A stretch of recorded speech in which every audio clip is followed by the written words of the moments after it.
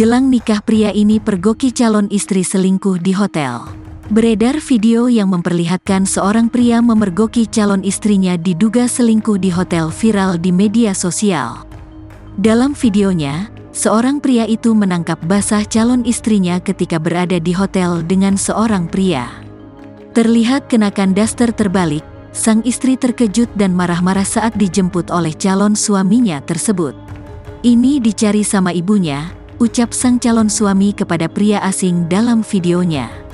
"Ayo balik," kata sang calon suami ke calon istrinya itu. Sementara itu, calon istrinya memangis kesal sambil mengemasi pakaiannya.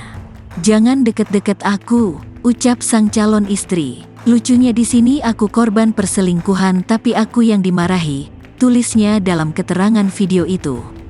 "Tapi aku bersyukur dikasih petunjuk sama Allah sebelum pernikahan," tambahnya. Sontak, netizen langsung ramai memberikan komentar soal unggahan ini.